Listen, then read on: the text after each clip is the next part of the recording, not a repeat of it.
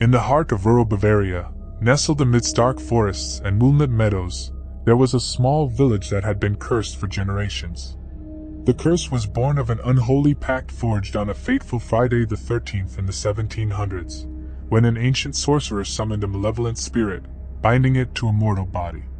From that day forward, the cursed individual transformed into a bloodthirsty beast on every subsequent Friday the 13th. For decades, the dreaded Night of Terror began innocuously. The villagers would go about their business, oblivious to the looming doom that lurked in the shadows. It was on these cursed nights that the transformation occurred. The once human form contorted, bones snapping and muscles tearing, as the agonizing metamorphosis unfolded. As night fell, the moon bathed the cursed creature in an eerie silver glow.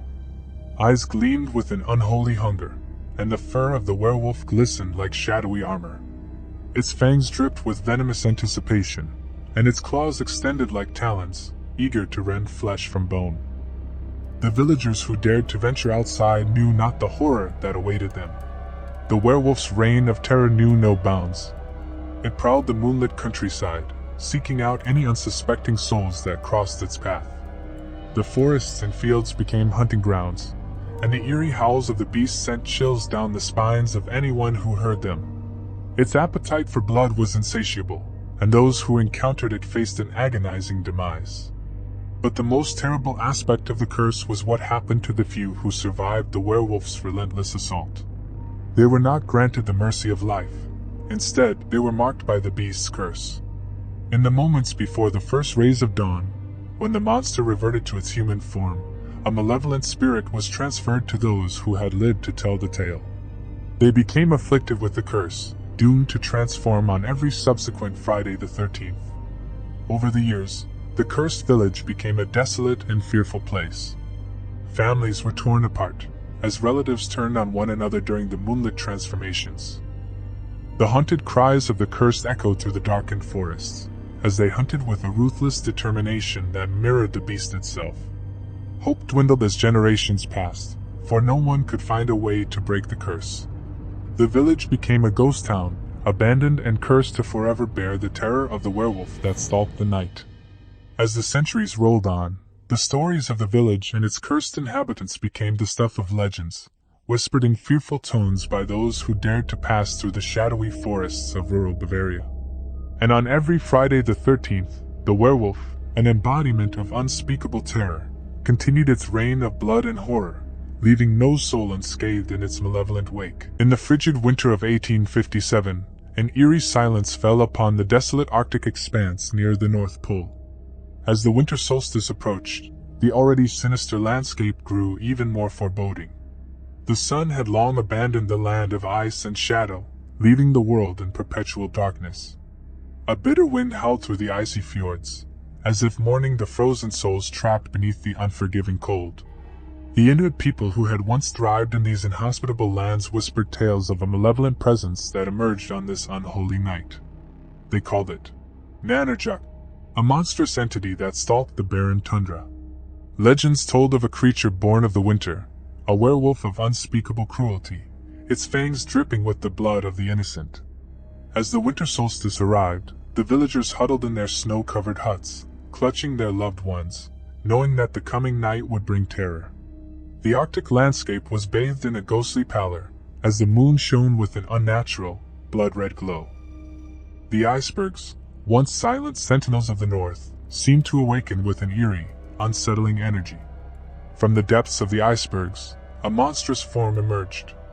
It was Nanarjuk the werewolf, its eyes glowing like crimson embers. Its fur, as white as the Arctic snow, seemed to shimmer with an otherworldly light. As it prowled through the frozen wasteland, the very earth quaked beneath its immense paws, leaving deep, sinister footprints in the snow. The villagers trembled in their huts as the creature drew closer. Nanarjuk's mournful howls filled the air, sending shivers down their spines. With every step, the creature's eyes glowed brighter, an unholy fire that sought to steal the souls of its victims. It was said that those who looked into its fiery gaze were forever lost in a void of eternal suffering, their souls imprisoned within the cursed creature. Nanarjuk's malevolence was unparalleled. It tore through the village, rending homes asunder with powerful claws, leaving nothing but chaos and death in its wake. The villagers' prayers for salvation went unanswered as the creature's insatiable hunger for souls led it to massacre anyone in its path. The air was thick with the metallic scent of fresh blood, and the northern lights above flickered as if in sympathy to the horror unfolding below. As dawn finally approached, the wretched beast retreated into the icebergs from whence it had come, leaving a desolate and lifeless village behind. The survivors, scarred both physically and spiritually, buried their dead under the bleak, cold earth. Nanerjuk, the merciless werewolf of the winter solstice, vanished into the depths of the Arctic, its glow fading like a ghastly nightmare. The North Pole's eternal darkness reclaimed its dominion, as the legend of the soul-stealing, ice-bound werewolf passed into whispered tales and terrified hushed tones, a memory of a nightmarish winter that would forever haunt the frozen tundra. The small town of Hollowbrook had always possessed an eerie reputation. Nestled deep within the forest, it was known for its ghostly legends and dark secrets. But no legend sent shivers down the spines of its residents quite like the story of the Halloween werewolf. Halloween was the one night each year when the town came alive, as people from all around gathered in the central square to celebrate. Children in costumes filled the streets, their laughter echoing through the crisp autumn air. Parents watched with smiles as their little ones went from door to door, collecting candy and treats. But beneath the facade of cheer, a grim specter lurked.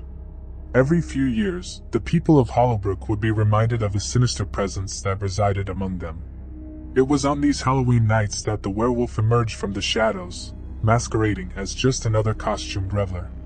Its true identity remained a mystery, and its timing was unpredictable, but its malevolence was certain. Parents, unaware of the true terror that loomed, watched as the children played games, bobbed for apples, and gathered around the bonfire. The moon hung low, casting an eerie glow on the crowd. Then, the chilling wind blew through the square, and the night took a sinister turn. Amidst the children, the werewolf would appear, cunningly concealed in a fearsome costume. Its yellow eyes gleamed with an otherworldly malevolence, and its elongated snout remained hidden beneath a fearsome mask. It would slowly approach the unsuspecting children, weaving through the crowd like a wraith. One by one, it would select its prey, children lured by the promise of something extraordinary, perhaps an adventure in the woods. It was almost as if they sensed the creature's supernatural aura and were drawn to it. With a subtle gesture, the werewolf would beckon, and the children, enchanted by its presence, would follow. Into the dark woods they would venture, their innocence and trust misplaced. The leaves rustled, the wind whispered chilling secrets, and the moonlight seemed to fade as they disappeared from sight. Their parents would realize too late that something sinister had occurred. Panic would grip the crowd as they searched frantically for their missing children, but the Halloween werewolf was nowhere to be found. The woods remained silent, as though concealing its sinister secrets. Years passed, and the legend of the Halloween werewolf became a gruesome scar on the town's history. Parents dared not let their children out of their sight on Halloween night, and the town square lost its once vibrant charm. The forest became a place of dread, and the Halloween festivities turned into a dark, haunted memory. The Halloween werewolf's legacy lived on, haunting the hearts of the townsfolk, serving as a grim reminder that even on the most joyous of nights, evil could wear a deceptive mask and lurk among the innocent. The shadows of Hollowbrook's forest held their own chilling secrets, and the town remained forever scarred by the terror of those Halloween nights when the moon revealed a monstrous creature hiding among the costumed children, ready to steal them away into the darkness, never to be seen again. In the heart of 14th century Serbia, nestled within the dense, eerie woods, there was a quiet town named Drenovac. Its cobblestone streets whispered secrets of ancient rituals and hidden fears, unknown to the outside world. The people of Drenovac had always carried a dark, hereditary curse, one that cast long, chilling shadows on the tranquil community. Under the pale moonlight, the town's fate took a nightmarish turn. A blood-curdling howl, wild and unholy, pierced the stillness of the night, echoing through the dense forests. It was the signal that the curse, dormant for generations, had been awakened, and the town's inhabitants had transformed into beasts of the night werewolves. These lycanthropes, once innocent townsfolk, now roamed the countryside in a ruthless pack. Their fur, matted with gore and mud, glistened under the ghastly moonlight. Their eyes, now sinister and feral, gleamed with an insatiable hunger for flesh. The chilling breeze carried their unholy scent, the stench of fear and death. The first victim of their savage rampage was a solitary traveler, a weary merchant who had unknowingly strayed too close to Drenovac.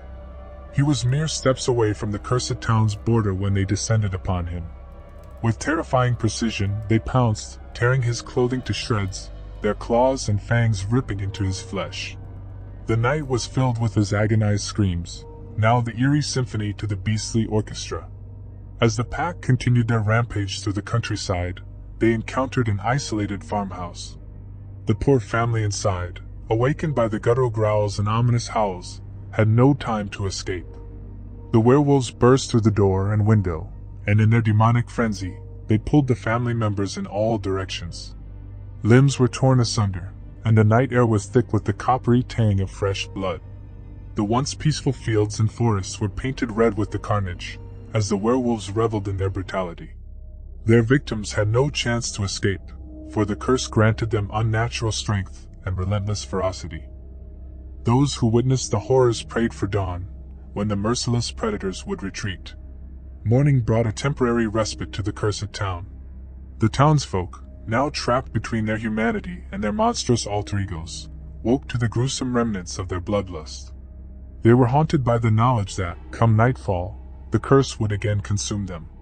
Drenovac remained a place of darkness and terror, where the line between human and beast blurred, and the brutality of the werewolves left the countryside forever scarred. The town's cursed inhabitants, prisoners of the moon, served as a chilling reminder that even the most peaceful places could hide the most nightmarish secrets, waiting to be unleashed under the pallid gaze of the full moon. In the heart of central France, in the 12th century, a village known as Gavrin stood nestled in the midst of dense, ancient forests. It was a place of serene beauty, where life was simple and the villagers lived in relative peace. But this tranquility would soon be shattered by a terror they could not name. Rumors began to spread through the village, whispered fearfully around hearths and in the shadowy corners of the local tavern. People spoke of a beast, a creature of the night that could not be named, nor its visage described with certainty. Some said it was a curse, others a demon, and still more whispered that it was a malevolent nobleman who had struck a sinister pact. The first signs of the beast's presence came in the form of slaughtered livestock. Cattle and sheep, their throats torn open, were left to bleed out in the moonlight. Panic swept through the villagers, and the townsfolk grew ever more cautious with each passing day, locking doors and bolting shutters at nightfall. As the terror spread, so too did the beast's audacity. Whole families began to vanish in the night, leaving nothing behind but empty houses and trails of blood leading into the dense forest. Mothers clutched their children, praying that they would be spared, but the beast showed no mercy. The villagers gathered, their fear and anger uniting them in a shared mission to rid Gavrin of this monstrous menace. They patrolled the dark woods with torches in hand, seeking the source of their torment. But the beast was cunning, and it eluded their grasp time and again, leaving only the chilling echo of a sinister laugh in its wake. Whispers of the beast's true identity began to circulate. Some claimed it was a disgraced nobleman, once a member of the royal court, who had been cast out and cursed by the very kingdom he had served. They said he had made a sinister deal with dark forces, transforming into this abomination to wreak havoc and sow chaos, all in pursuit of some sinister political goal. In the heart of the forest, under a moonlit canopy, the villagers stumbled upon an old, decaying castle.